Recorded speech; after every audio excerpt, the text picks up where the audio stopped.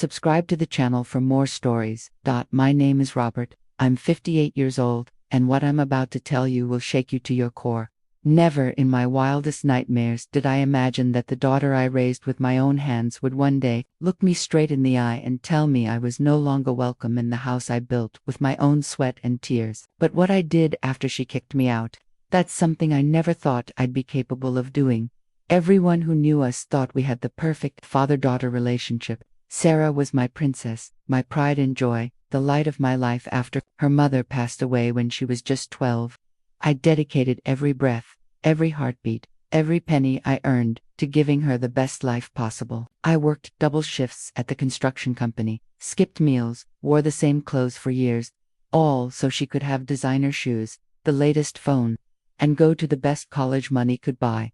But as I stood there in the rain that October night, suitcase in hand, watching her close the door on me like I was some unwanted stranger, I realized I had been living a lie. The daughter I thought I knew had become someone completely unrecognizable. What happened next would change both our lives forever, and I'm still not sure if what I did was right or wrong. All I know is that sometimes, when you're pushed to your absolute breaking point, you discover capabilities within yourself that terrify you. The betrayal cut so deep that I could barely breathe. But what truly destroyed me wasn't just being kicked out, it was discovering the real reason behind it all. 3 months before that devastating night, everything seemed normal on the surface.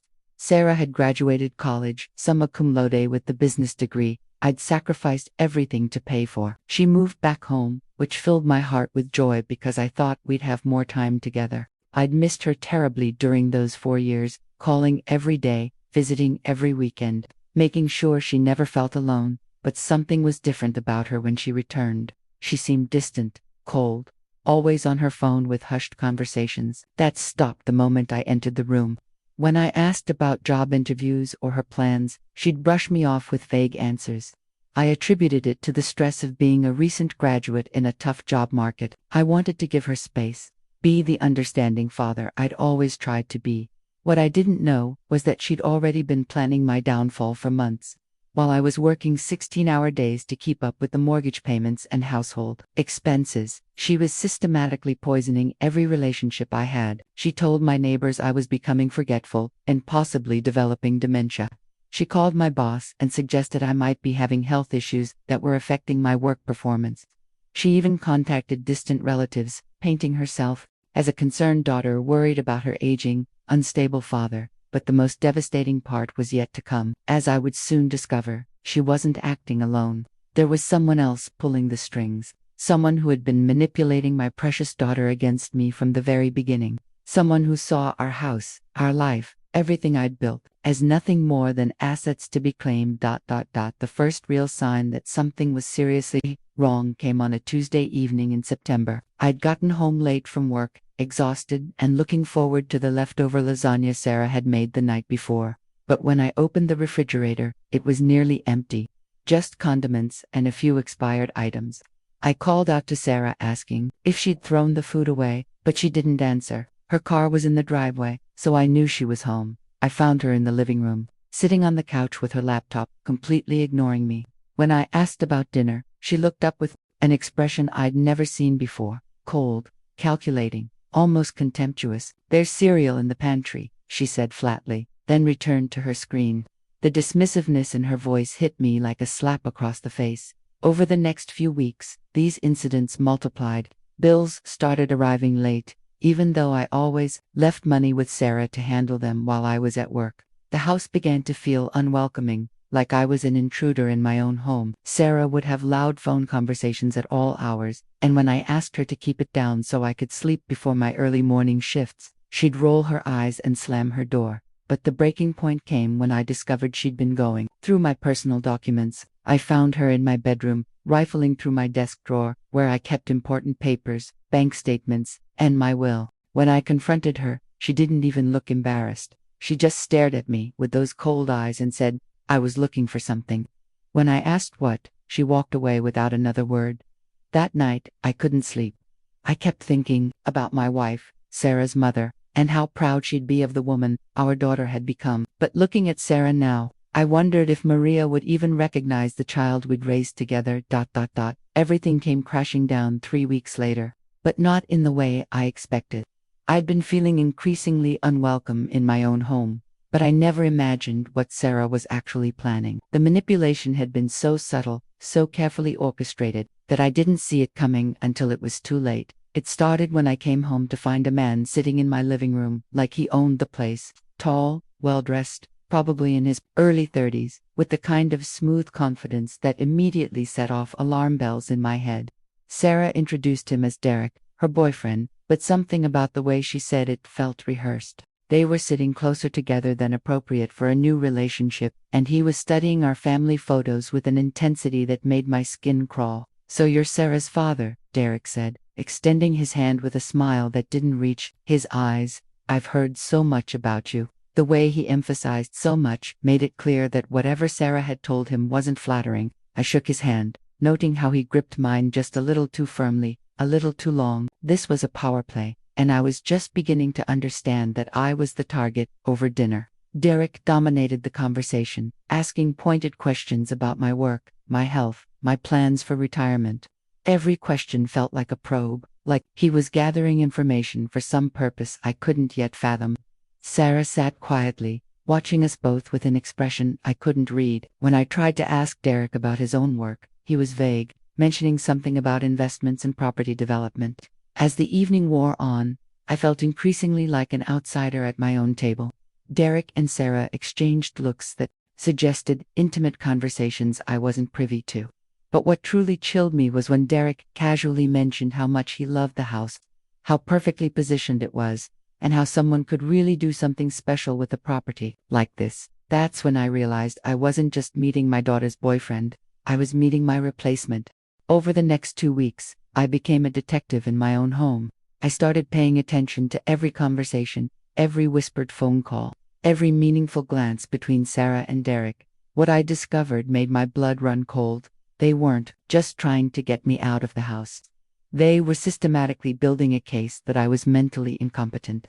Derek had connections in healthcare and legal services, people who owed him favors or were part of his network. Sarah had been documenting everything, keeping a journal of my supposed episodes of confusion and forgetfulness, most of which were complete fabrications. I found her notebook hidden in her room one day when she was out, page after page of lies, written in her careful handwriting. Dad forgot to pay the electric bill again, left the stove on all night, couldn't remember where he parked his car, asked me the same question 5 times in 1 hour. None of it was true, but it painted a picture of a man losing his mental faculties. The most devastating entry was near the end. "Derek thinks we have enough documentation now. Dad's becoming dangerous to himself and others.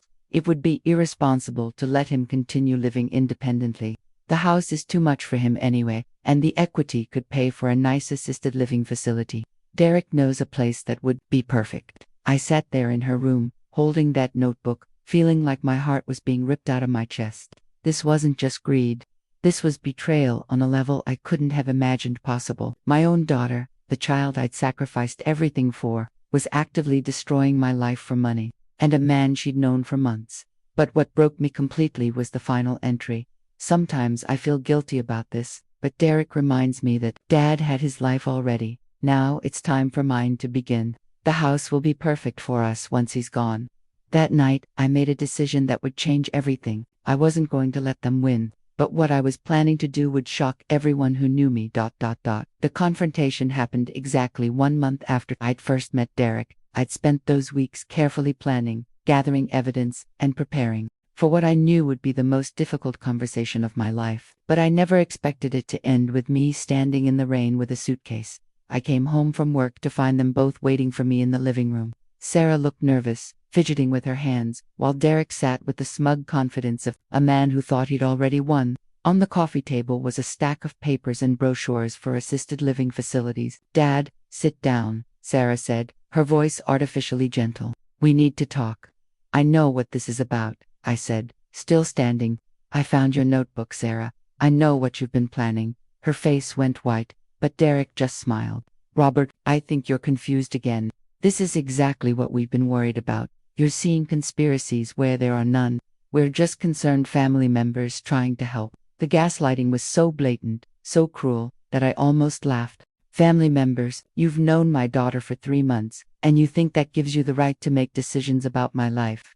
It gives me the right to protect the woman I love, Derek said, standing up. And right now, that means protecting her from a father who's becoming increasingly unstable. That's when Sarah delivered the blow that would haunt me forever. Looking me straight in the eye, she said, "Dad, Derek and I have been talking to a lawyer.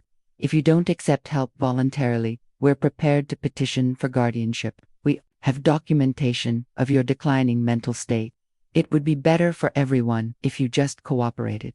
The room spun around me. My own daughter was threatening to have me declared incompetent, to strip away my rights, my independence, everything I'd worked for, and she was doing it with the cold calculation of a stranger. "Get out," I whispered. "Dad, please, get out," I screamed, my voice breaking. "Both of you, get out of my house." But Derek just smiled that horrible smile. "Actually, Robert, I think you're the one who needs to leave." What happened next still feels like a nightmare. Derek pulled out his phone and made a call, speaking in quiet, professional tones to someone on the other end. Within 20 minutes, a police officer was at my door. Not because I'd done anything wrong, but because Derek had connections, and he'd played this game before. "Sir, I need you to calm down," the officer said as I tried to explain what was happening. But Derek and Sarah had their story ready. They painted me as an increasingly agitated, confused man who was having an episode. Sarah even started crying, playing the role of the concerned daughter perfectly. "He's been getting worse lately," she told the officer, her voice trembling with manufactured emotion. "We're just trying to help him, but he's becoming paranoid and aggressive. We're scared of what he might do." I watched my daughter lie to a police officer about me, destroying my credibility with every word. The cop looked at me with pity and suspicion, like I was some demented old man who couldn't understand what was best for him. "Maybe it would be better if you stayed somewhere else tonight," the officer suggested gently. "Let everyone cool down. Give you some time to think clearly." I wanted to fight, to scream the truth, to force them to see what was really happening. But I could see in the officer's eyes that he'd already made up his mind. Derek's calm demeanor and Sarah's tears were more convincing than my desperate protests. So I packed a bag while they watched, feeling like a criminal in my own home. Sarah didn't say a word as I gathered my things, but I caught her wiping away tears that might have been real. Maybe some part of her still felt guilty about what she was doing. That as I reached the door, Derek stepped close to me and whispered, "Don't make this harder than it has to be, Robert. Accept what's happening, and everyone can move forward peacefully." But I wasn't going to accept anything. As I walked out into the rain, suitcase in hand, I was already planning my revenge. What I was about to do would either save my life or destroy what was left of my relationship with my daughter forever. The choice had been made for me. The moment she chose him over me, I spent that first night in a cheap motel, staring at the ceiling and planning my next move. Everything I'd built, everything I'd worked for, was being stolen from under me by the two people I should have been able to trust most.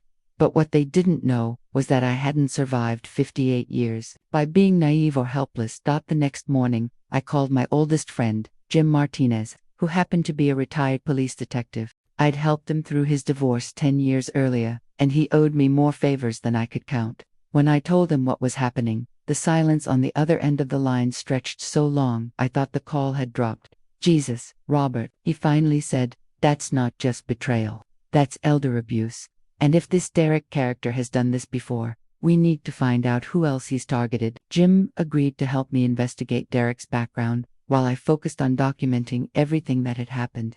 I still had copies of Sarah's notebook entries on my phone, along with recordings of some of Derek's more threatening conversations. I'd been more prepared than they realized.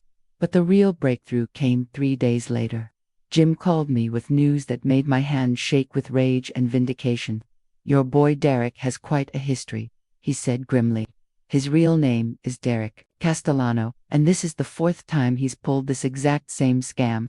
He targets single parents with valuable assets, usually women, but apparently he's branching out. He gets close to their adult children, convinces them their parent is incompetent, then helps them petition for guardianship. Once they have control, the assets mysteriously get transferred or sold, and Derek disappears with his share of the profits. My vision went red. This monster had been planning to destroy my life from the moment he met Sarah. But what made it worse was knowing that my daughter had been a willing participant. She might have been manipulated initially, but she'd seen how he operated and chose to go along with it anyway. There's more, Jim continued. 2 of his previous victims ended up dying in the assisted living facilities he recommended. Suspicious circumstances both times, but nothing that could be proven. Robert, you need to be very careful. This guy doesn't just steal money, he eliminates problems. That's when I knew I had to do something that went against every moral principle I'd ever held. I had to become someone I'd never been before. The plan I hatched was so audacious, so completely out of character for me, that even Jim was shocked when I told him. But desperate times called for desperate measures, and I was fighting for my life, my sanity, and my home. I started by hiring a private investigator to gather more evidence on Derek's criminal activities. Then I did something that still makes me question who I really am. I began planning to turn Derek's own methods against him and Sarah, using Jim's connections.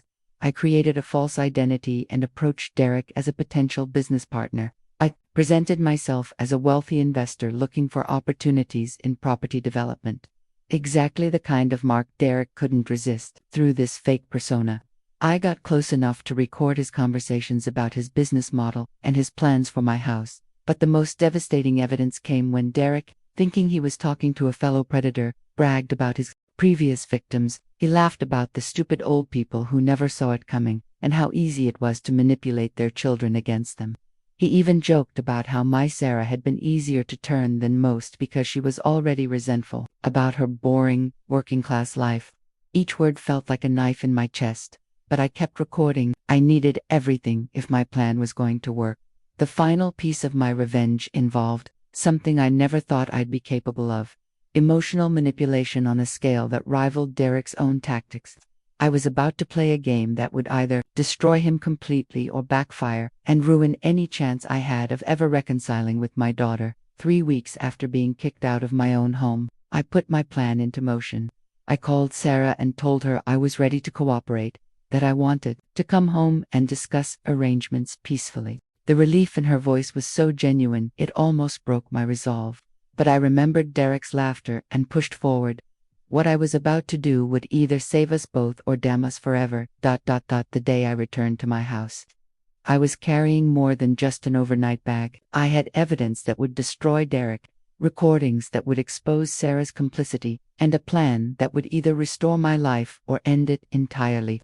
But I also carried something else, a desperate hope that my daughter could still be saved from the monster who'd manipulated her. Derek and Sarah were waiting for me in the living room, surrounded by legal documents and brochures for assisted living facilities. They thought they'd won, that I was coming back broken and ready to surrender everything I'd worked for.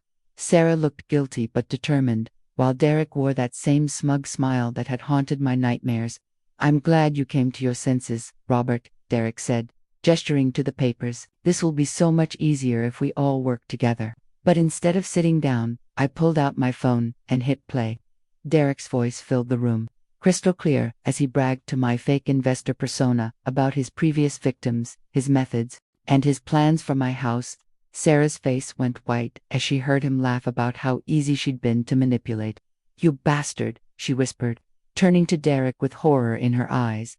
But Derek recovered quickly, his composure barely wavering. "Robert, I don't know what kind of game you think you're playing, but it's not a game," I interrupted, pulling out a thick manila envelope. "This contains evidence of your previous frauds, testimony from 2 families you destroyed, and recordings of you admitting to multiple felonies. I've already shared copies with the police, the FBI, and an investigative journalist who's been tracking elder abuse cases." For the first time since I'd met him, Derek looked genuinely afraid. But what happened next shocked me more than anything else in this entire nightmare. Sarah suddenly collapsed onto the couch, sobbing uncontrollably. "Oh God, Dad, what have I done? What have I done?" The crying wasn't manipulative or performed. This was raw, genuine anguish as she realized the full extent of what she'd participated in. But her tears came too late to undo the damage that had been done to both of us. Derek made a run for the door, but I'd anticipated that too. The police were already waiting outside when Derek tried to flee. Jim had coordinated with local law enforcement and they'd been positioned around the house since I'd arrived. Derek was arrested on charges of fraud, conspiracy, and elder abuse, with additional charges pending as investigators looked into his previous victims. But the legal victory felt hollow as I watched my daughter break down completely.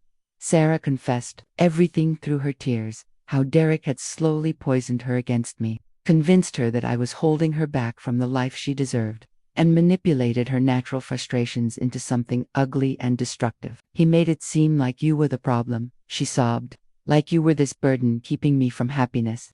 I started believing it, and then I started resenting you for things that weren't even true. God, Dad, I'm so sorry. I'm so sorry. The hardest part wasn't forgiving her, because despite everything, she was still my daughter. The hardest part was accepting that our relationship would never be the same. The trust we'd built over 26 years had been shattered, and I didn't know if it could ever be fully repaired. Over the following months, Derek was sentenced to 15 years in prison for multiple counts of fraud and elder abuse. Two other families came forward with similar stories, and investigators found evidence linking him to the suspicious deaths Jim had mentioned. Justice was served, but it felt like a Pyrrhic victory.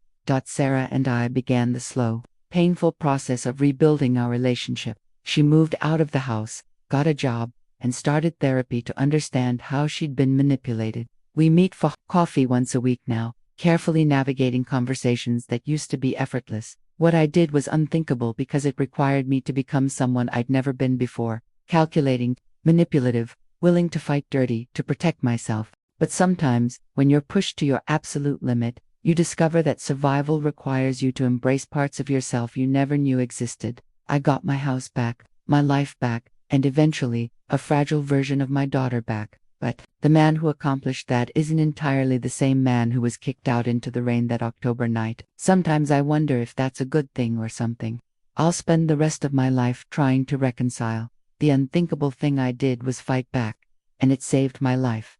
3 months after Derek's arrest, I thought the nightmare was finally over. Sarah was making genuine efforts to rebuild our relationship, attending therapy and working to understand how she'd been manipulated. We'd established boundaries and were slowly learning to trust each other again. But what I discovered in my mailbox on a cold January morning would prove that some monsters refused to stay buried. The envelope was unmarked. No return address, just my name written in block letters that sent chills down my spine. Inside was a single photograph of my house taken from across the street, and on the back, a message that made my blood freeze. You think you won, but this isn't over. You took everything from me, now I'll take everything from you. Starting with what you love most. My hands shook as I called Jim immediately. He's supposed to be in maximum security, I said, my voice barely a whisper. How could he send this? Jim's response was grimmer than I expected. Derek has connections we didn't know about, Robert. Prison doesn't always stop these types of people. They have networks.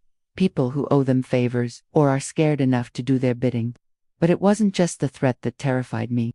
It was the implication in those final words, what you love most. Derek knew that despite everything that had happened, Sarah was still the most important thing in my life. If he couldn't get to me directly, he'd go after my daughter. That afternoon, I drove to Sarah's apartment to warn her, but when I arrived, her landlord was boarding up her windows. Broke in last night, he explained grimly. Place was trashed. Sarah wasn't hurt, but she was pretty shaken up. Said she's staying with friends for a while. I tried calling her cell phone, but it went straight to voicemail. A new wave of panic washed over me as I realized Derek's reach was longer than any of us had imagined. But what I was about to discover would prove that my daughter was hiding something that could destroy us both. Finding Sarah took me 3 days of desperate searching. She wasn't at any of her usual friends' places, and her job said she'd called in sick indefinitely. Finally, Jim tracked her down to a women's shelter across town, using resources I didn't know he still had access to. When I saw her, my heart broke all over again. She looked like she'd aged 5 years in 5 days.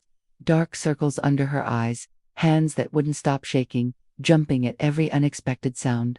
But when she saw me, instead of relief, I saw something that chilled me to the bone: guilt. The same guilty expression she'd worn when I first discovered her notebook. Dad, I need to tell you something, she said, her voice barely audible. Something I should have told you months ago. We sat in a small conference room at the shelter while Sarah confessed to secrets that made Derek's original manipulation looked simple by comparison. It turned out that their relationship hadn't begun the way she'd told me. Derek hadn't randomly met her and decided to target our family. He'd been planning this for over a year. "Remember when I was a senior in college?" she asked, unable to meet my eyes. "When I went to that business conference in Chicago, that's where I met him. He was charming, sophisticated, everything I thought I wanted. We had an affair that lasted the entire semester." The words hit me like physical blows. An affair. "Sarah, you were barely 21. He was married," she continued, tears streaming down her face. "He promised he was going to leave his wife for me, that we could build a life together, but I needed to be patient. That's when he started asking about you, about our family, about the house. I thought he was just interested in my life, but he was gathering information." I felt sick as the pieces fell into place. Derek hadn't stumbled upon our family by accident. He'd cultivated Sarah for months, learning our vulnerabilities, our financial situation, our family dynamics. She'd been his inside source long before she brought him home to meet me. "But Dad, there's more," she whispered, and I could see the terror in her eyes. "The break-in at my apartment wasn't random. He left something there, something that proves I was working with him from the beginning. If the police find it, I could go to prison too." That's when I understood why she was hiding. She wasn't just scared of Derek's threats. She was scared of the consequences of her own actions finally catching up with her. The evidence Derek had planted in Sarah's apartment was devastating. A hard drive containing months of emails between them, dating back to her senior year of college. The emails detailed their entire plan, including Sarah's suggestions for how to manipulate me, which of my weaknesses to exploit, and how to make me appear mentally incompetent. But reading those emails revealed something even more disturbing. Sarah's initial participation hadn't been entirely voluntary. Derek had been blackmailing her with intimate photos and videos from their college affair, threatening to destroy her reputation and career prospects if she didn't cooperate with his plan. He said it would be easy. Sarah sobbed as we sat in my truck outside the police station. "Just play along for a few months. Help convince you to downsize. And then we could be together with enough money to start fresh somewhere else." I never thought it would go as far as it did. "Why didn't you tell me?" I asked, though I already knew the answer. Because by the time I realized how dangerous he was, I was already in too deep. He had evidence of everything I'd done, every lie I'd told, every document I'd helped him forge. He said if I backed out, he'd make sure I went to prison while he walked away free. The manipulation had been even more sophisticated than we'd realized. Derek hadn't just targeted me through Sarah, he'd trapped her as well, using her love and fear to turn her into an unwilling accomplice. But now that he was in prison, he was using that same evidence to continue controlling her from behind bars. "We have to turn this over to the police," I said finally. "It's the only way to stop him." But Sarah grabbed my arm with desperate strength. "Dad, you don't understand. Those emails make me look like the mastermind, without context, without understanding how he manipulated me. I'll look like the one who planned everything. And there are things in there, things I said when I was angry or hurt, that make it sound like I hated you." I looked at my daughter, broken and terrified, and realized that Derek's final revenge was more cruel than anything he'd done before. He was using her own words against her, turning her into both victim and perpetrator simultaneously. If you're hooked by this story, smash that like button and subscribe for more shocking true stories. What would you do in Robert's situation? Let me know in the comments below. Against every instinct screaming at me to protect my daughter, I convinced Sarah that we had to take the evidence to the police. But first, we needed to understand exactly what we were dealing with. That night, we sat in my kitchen and read through every email, every document, every piece of Derek's carefully constructed web of manipulation. What we discovered was a masterclass in psychological abuse. Derek's emails to Sarah started romantic and supportive, gradually becoming more controlling and demanding. He'd isolated her from her college friends, convinced her that I was holding her back from her potential, and slowly normalized the idea that deceiving me was justified. But the most chilling revelation was in the times. Derek had been planning this elaborate con for over 2 years, studying our family through Sarah's innocent conversations about home. He'd researched property values in our neighborhood, investigated my work history and financial situation, even looked into my late wife's medical records to understand our family's vulnerabilities. "Look at this," Sarah said, pointing to an email from 18 months ago. He's asking about mom's cancer, how it affected you emotionally, whether you ever talked about feeling overwhelmed. He was already planning how to use your grief against you. The coldness of it was breathtaking. Derek had weaponized my wife's death, my love for Sarah, my blue-collar background, and my natural trust in people. Every conversation he'd had with me, every concerned question about my health and well-being, had been calculated moves in a game I hadn't even known we were playing. But buried in those emails was also the key to our salvation. Derek had been so confident in his manipulation that he'd documented everything, including admissions of previous crimes, details about his criminal network, and plans for future victims. This wasn't just evidence of what he'd done to us, it was a roadmap to dismantling his entire operation. Sarah, I said quietly, we're not just going to clear your name.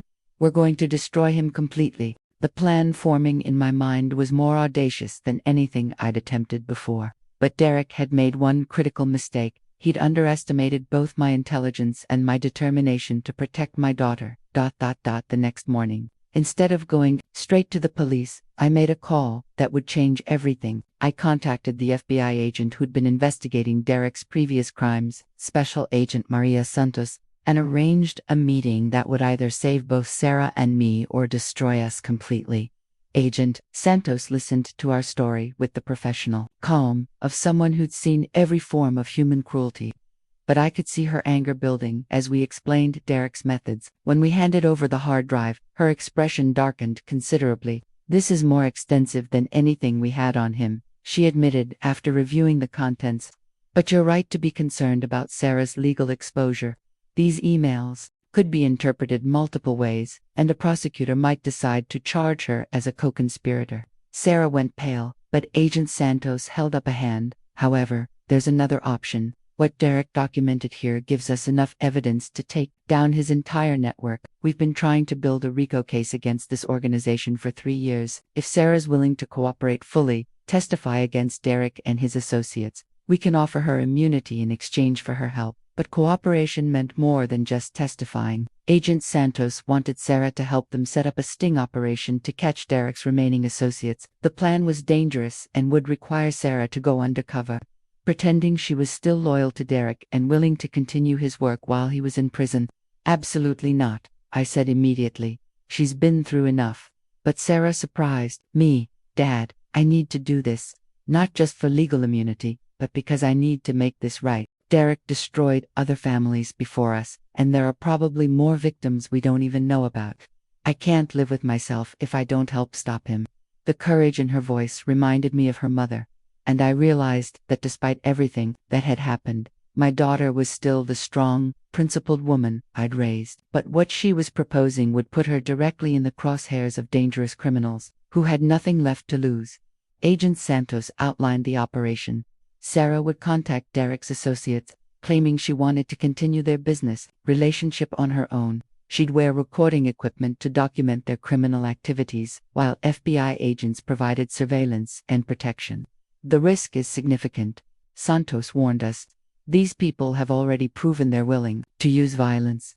If they suspect Sarah is working with us, her life could be in immediate danger. As I looked at my daughter's determined face, I realized I had to make an impossible choice: support her dangerous plan to redeem herself, or try to protect her and potentially let Derek's criminal empire continue destroying other families. The FBI operation began 2 weeks later, and those were the longest, most terrifying weeks of my life. Sarah had been transformed by FBI specialists into someone I barely recognized. Confident, cold, calculating. They'd taught her how to lie convincingly, how to manipulate conversations to gather evidence, and how to appear loyal to Derek while secretly working to destroy him. Her first contact was with Derek's lieutenant, a man named Vincent Torino, who'd been running the operation while Derek was in prison.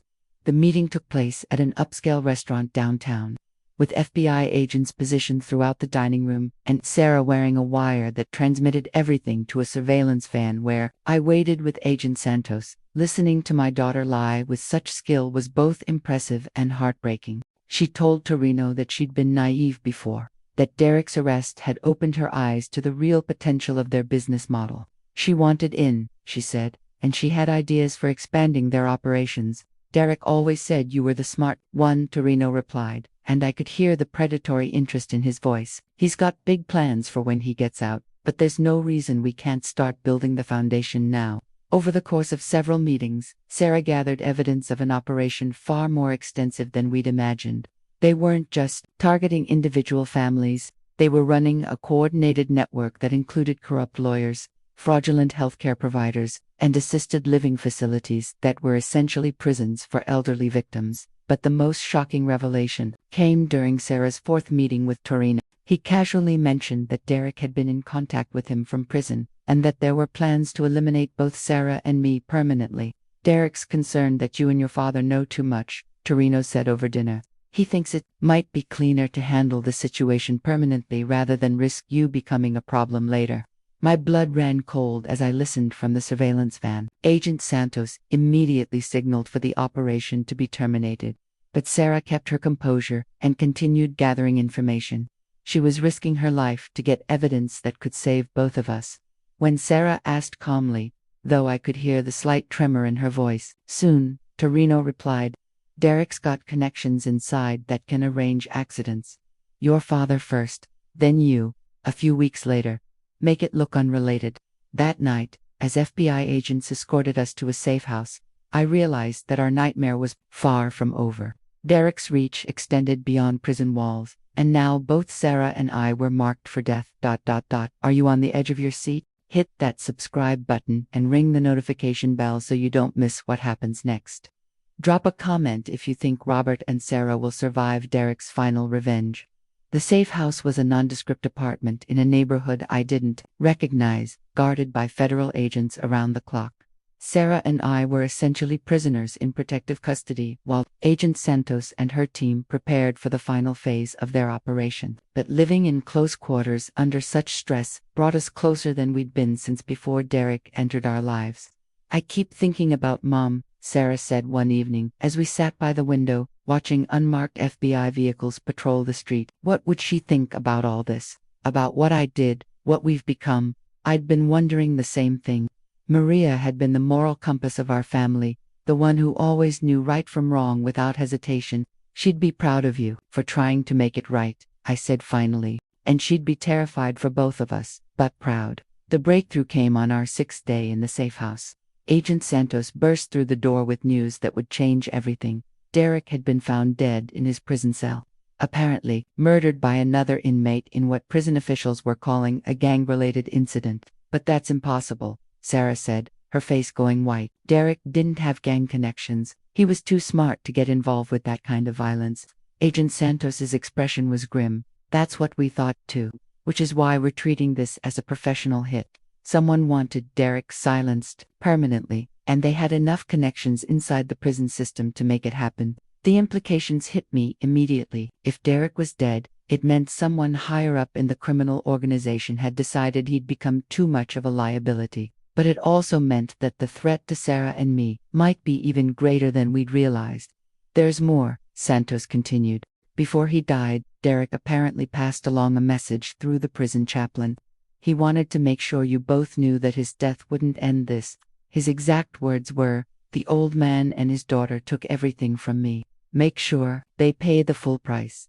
Even from beyond the grave, Derek was still trying to destroy us. But what we discovered in the following days would prove that his death was actually part of an even larger conspiracy that threatened not just our lives, but the lives of dozens of other families across the country. Vincent Torino had vanished the day after Derek's death, along with most of the organization's assets and records. The FBI's carefully planned raid on their operations found empty offices and destroyed evidence. Someone had warned them, and now a network of criminals was in the wind.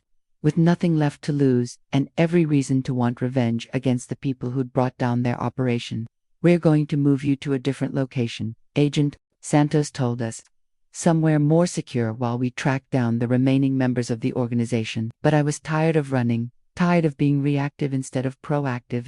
That night, I made a decision that would either end this nightmare or get us both killed. I waited until FBI agents were changing shifts, then slipped out of the safe house through a basement window I'd discovered during my restless wandering. Sarah was asleep, and I left her a note explaining that I couldn't spend the rest of our lives hiding from shadows and threats. If Derek's organization wanted to find me, I was going to make it easy for them, but I wasn't being reckless. I had a plan that was either brilliant or completely insane, and I needed Jim's help to pull it off. I found him at his usual diner, reading the morning paper and drinking black coffee like he had every day since his retirement. "Jesus, Robert, the FBI is looking everywhere for you," he said when I slid into the booth across from him. "Santos called me 3 times already. What the hell are you doing?"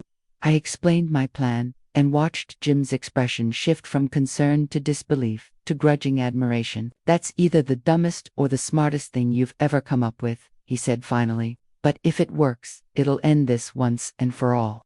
The plan was simple in concept but terrifying in execution. Instead of hiding from Derek's associates, I was going to draw them out by making myself an irresistible target. Using Jim's connections and the remaining evidence from Derek's hard drive, we would set up a fake meeting where I would appear to be selling information about the FBI investigation to the highest bidder. "They'll never believe you'd betray the FBI," Jim warned. "They will if I give them something they can verify first," I replied.